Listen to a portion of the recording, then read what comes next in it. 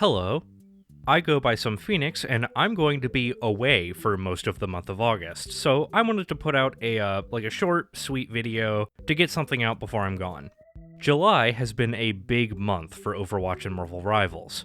Rivals put out Season 9, which completely changed how the game played, and Overwatch finally introduced 6v6 role queue, which is like 5v5 role queue, but actually fun. These are both very good moves from their respective developers, and I wanted to give my thoughts on each of them, what I like about what they're doing, and what I think they need to iterate on. Starting with Overwatch, 5v5 role queue sucks. Everyone knows that it sucks, but what I think people don't think about is that it doesn't just suck for one reason. The one thing everyone points to in regards to 5v5 role queue is solo tanking. Solo tanking sucks. Everybody knows that. You're constantly the focus of the entire enemy team, you need to be on top of things to give your team the space they need to play the game, and even so, your team will constantly fail to follow up on your plays. It's incredibly frustrating, but it's not the reason I hate 5v5 role queue. You might not think it, but 5v5 is orders of magnitude different from 6v6, and this is for reasons that have nothing to do with role queue's mandate of solo tanking. In 5v5, because there are less people on each team, the impact an individual player can have is felt much more, and this is a bit of a double-edged sword. If you're an extremely sweaty player, I imagine you really like this, because if you're doing well, everyone can feel it, and it's always good when a game rewards you for performing. However, this cuts the other way as well. If someone on your team is doing poorly, you feel it way more, and one person not doing well can easily drag the rest of their team down. This feels awful, it encourages toxicity, and it really hurts the casual player experience. If someone is just trying to chill, learn a new character, or if they're just not having a particularly good game, they can drag their team down very noticeably, which isn't fun for anybody. Now, this doesn't make 5v5 inherently bad. Paladins was a 5v5 hero shooter, and I put 2,000 hours into it. There are things you can do to mitigate this quality. The game's time to kill is a big one. If it's harder for players to die, then someone on your team not doing so hot isn't as big a deal, since they aren't dying as often, and, if nothing else, they can continue being a presence on the battlefield that applies pressure to the enemy. Failing that, open queue can greatly mitigate the impact of players who aren't performing great so long as you balance for it. If one of your DPS isn't doing so great, you can swap to DPS yourself to pick up their slack and maybe encourage them to swap roles with you. The same goes for the other two roles. However, Overwatch does not do these things, and they also do a couple more things on top that further exacerbate the problem. Overwatch has a low TTK, so mistakes are punished extremely harshly. If someone on your team is making a lot of mistakes, they're going to be dying a lot, which means they aren't going to be a presence and they aren't going to be applying pressure, and so they drag your team down. Then, as we all should know, Overwatch has a strict implementation of role queue, so it's impossible to alter your team composition to give yourself a better chance. You could consider swapping characters to better fill the needs of your team. For instance, if your DPS are struggling, you might swap to an aggressive support like Zenyatta to see if you can get kills in their stead, but Overwatch does discourage this. You lose out on ult charge, and it also puts you behind on character perks. All this means, in those games where someone on your team isn't performing great, you're pretty much just stuck with them. All you can do is either hope they get their shit together, hope someone else on your team can carry, or just take the L. I can't speak to how this affects ranked because I don't play ranked in Overwatch, but what I do know is that this turns the casual player experience into an awful mess.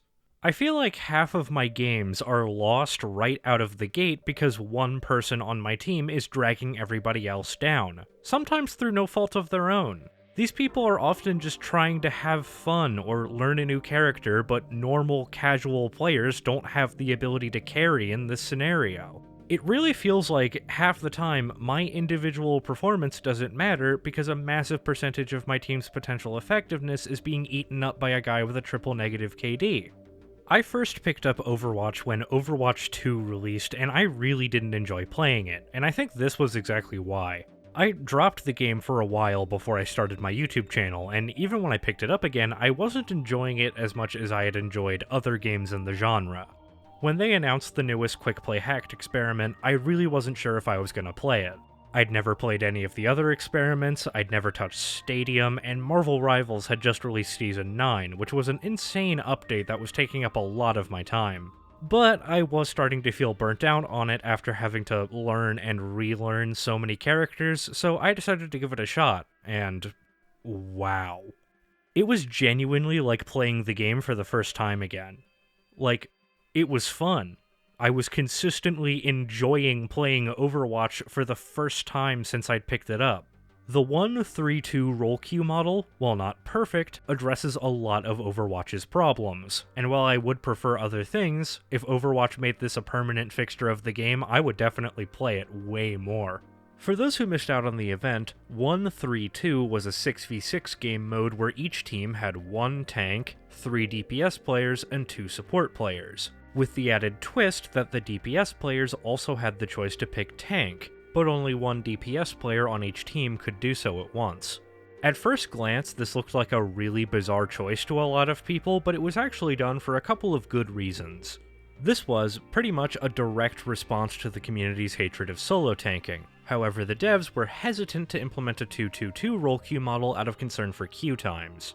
However much the devs want to cope on Twitter, Overwatch's player counts are not where they'd like them to be, and this means some problems all hero shooters grapple with are exacerbated. Mainly that each role has different populations of players. The most populated is the DPS role, while the least is the tank role. If they tried to enforce a 2-2-2 role queue times would skyrocket for everybody, but especially for the DPS players who are the majority of the player base. If those players can't find matches in a reasonable time frame, they will leave, and the game's player counts will fall even more.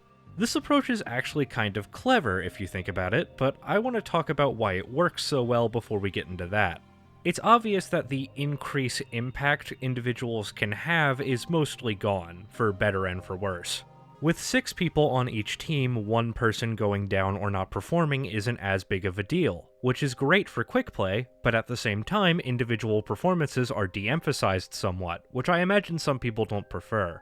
Still though, from the perspective of a guy who only plays this game for a good time, this is great. That feeling of 1 person dragging the entire rest of the team down didn't occur to me once during any of the games I played during the event, and this wasn't even just because of the extra player on each team. One of the shittiest things about role queue is that it deprives the player of agency, and that's almost never a good thing to do in a game. Again, in 5v5, there's very little you can do as an individual if you're being dragged down by your team. You can't swap roles to compensate for someone else's performance, but in 1-3-2, you can. Or at least a few of the players can. Each DPS player has the choice to play tank, while the tank player can influence their decision with their own picks. There is no better way to make sure you get a second tank than by picking something stupid like Doomfist or Junker Queen. Even when I was losing, it felt more like I could influence the outcome of the game, which made the game way more enjoyable. It never felt like I was losing the game before it had even begun. And I think this is clever because it subtly kinda tricks people into making them make the game more fun. The biggest flaw with 1-3-2 is that if your team doesn't have 2 tanks, you are at a massive disadvantage. The game, at least right now, just isn't balanced in a way that makes solo tanking in this mode viable, and most people want to win, so most people are gonna want to play with 2 tanks. So by giving the DPS players the option to pick an additional tank, the devs have solved a bunch of problems at once. Solo tanking isn't as much of an issue because people are going to want to pick 2 tanks to win. The players are made to feel like they have more agency, which just makes the game feel better all around, and it also keeps queue times down. It's genuinely a pretty inspired solution to a lot of Overwatch's problems, and this is before we get into the effects this setup has on the tanking experience. So many tanks, Doomfist, Junker Queen, Wrecking Ball, were basically unplayable for the average gamer. In order to be effective as these tanks while solo tanking, you needed to already be really good at them.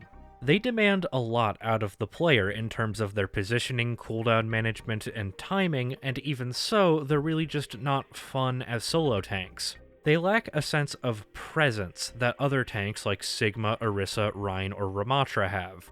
Very little in their kits makes them feel impactful unless you're already extremely good at using all their tools.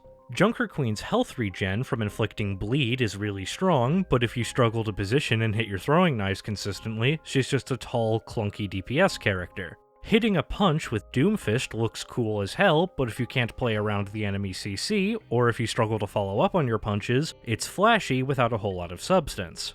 Compare this to Rhine or Sigma, who both get to feel plenty impactful and like they have a lot of presence on the battlefield for considerably less effort.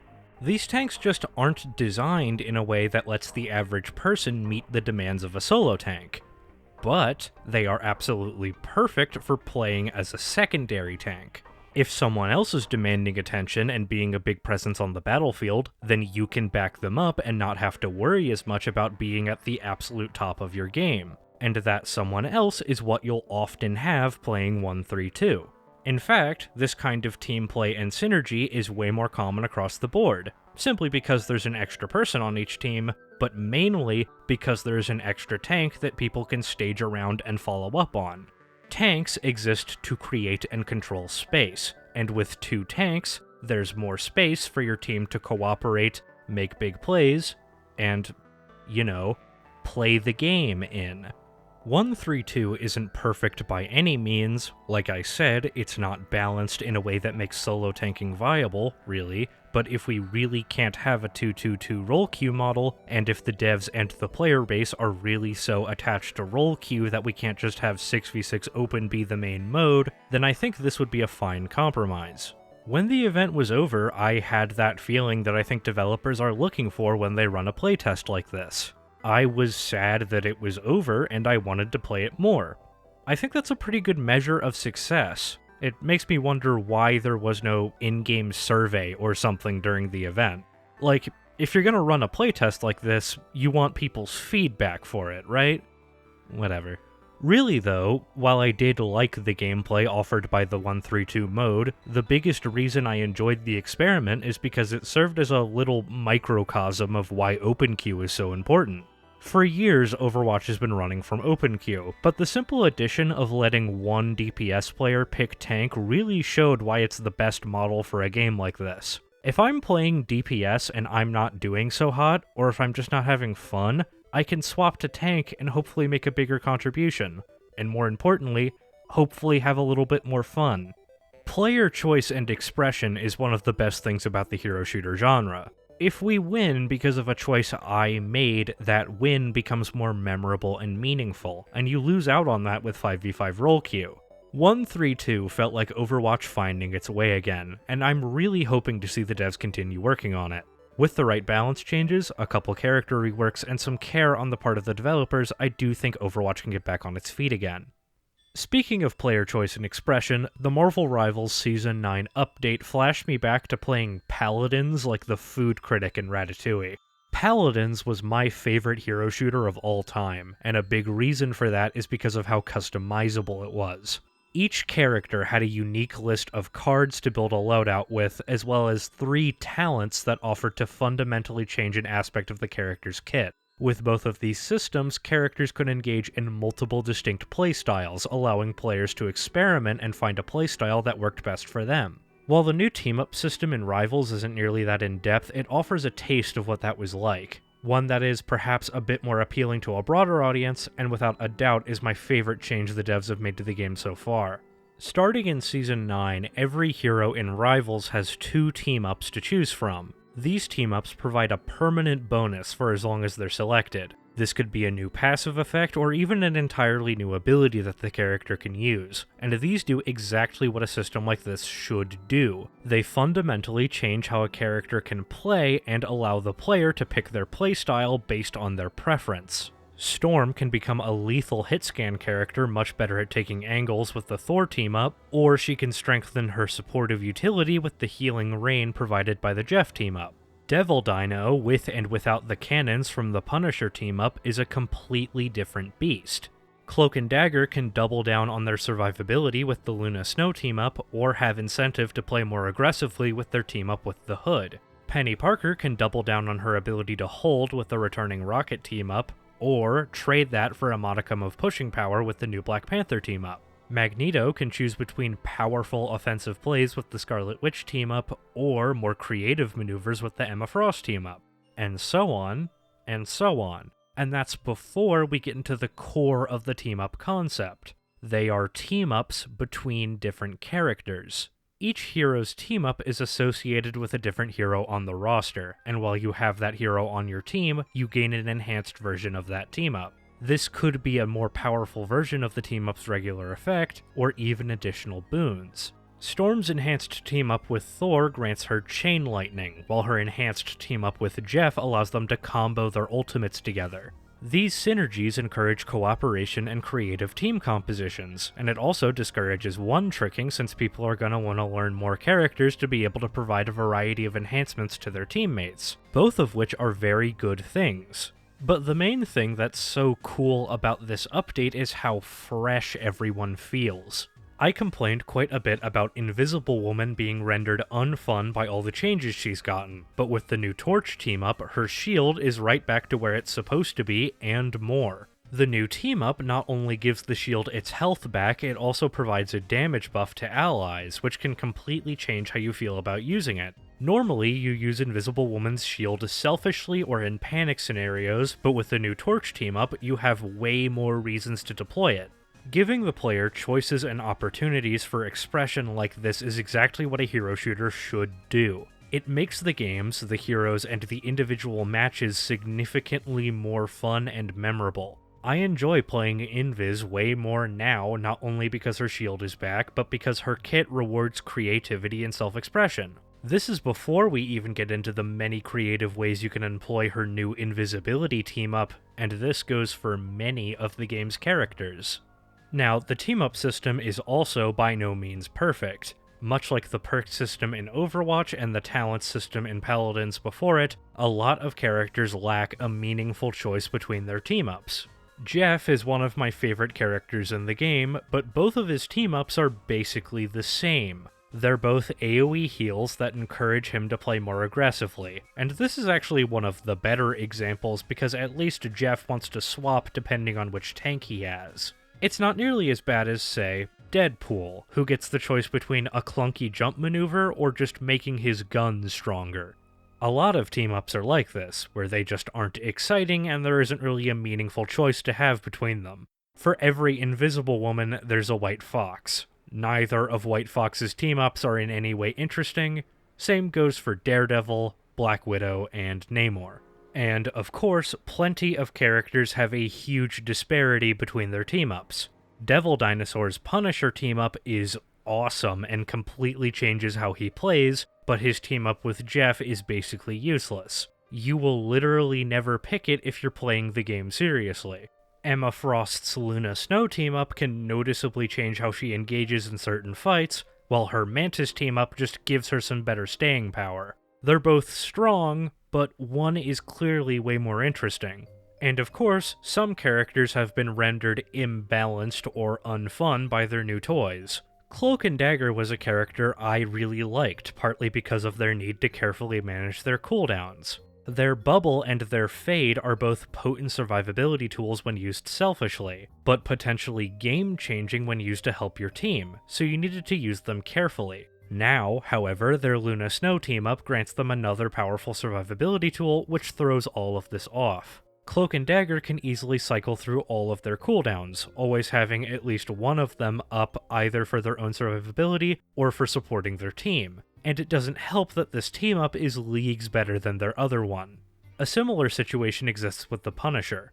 The Infinite Ammo team-up is absurdly strong and kinda makes him way too good at beaming people down, and it's in competition with a team-up that just gives him a small damage buff. And the less said about Black Panther, the better. These things, however, aren't problems that can't be solved. Numbers can be changed, of course, but one thing I really hope the devs do is look at some of the less than satisfactory team-ups and give them a facelift. Taking Devil Dino as an example, maybe the Jeff team-up can do something like triple the range of his beam, or maybe you could replace the team-up with something else. Like, maybe while the Jeff team-up is active, Devil Dino's resource meter for his beam is replaced by an ammo pool that can be reloaded. Or, here's an idea, Have the team-ups turn Devil Dino's shield into a giant water bubble that provides nearby allies with healing and a speed boost when it expires or breaks. That'd be fun. A few things do worry me though. One thing is how they're going to handle team-ups with the new characters. Some characters have team-ups with the Hood serving as the anchor, even though he's not in the game at time of writing. But what about future characters? When Gore is added, is he just not going to be the team-up anchor for anybody? Is every new character going to be forced to have a team-up with the character they're released with? I'm pretty sure they said they weren't going to rotate team-ups anymore, so it's not like they're going to give him a team-up with Venom or something. Maybe they'll rotate who the anchor is, but keep the team-up the same, so Gore could trade places with Blade for that Venom team-up? I don't know. I suppose it's not out of the question that characters could get additional team-ups on top of the ones they already have, but that would have to be done conservatively. Paladins eventually settled on 3 talents for each character, and that worked fine, but that was only after they tried out 4, which was just overwhelming and hard to balance. And another thing is how the devs are going to tackle balancing these team-ups. Characters like Magneto feel completely fresh thanks to their new team-ups, but it would be really easy to nerf them too hard and leave them back where they started. Do this enough, and the entire game is back to the point where the team-ups are largely irrelevant. I really don't know how things are going to shake out for Rivals moving forward, but I am willing to put faith in the devs to address these problems. The team-up overhaul was well beyond what I was expecting, and for all its faults, it blew me away. So to round this out, this month has highlighted to me how important it is for devs to do new things, take risks, and experiment. Both of these games, more so Overwatch, but still, were feeling the strain of stagnation. The team-up system in Rivals, originally one of its biggest selling points, had become largely irrelevant, while Overwatch's 5v5 role queue model had been slowly killing the game for years as the developers tried and failed to create a gameplay experience that was both balanced and, actually fun. These games would have continued to stagnate, lose players, and lose people's interest, but the developers took a chance, and I think it's always worth it to at least try something.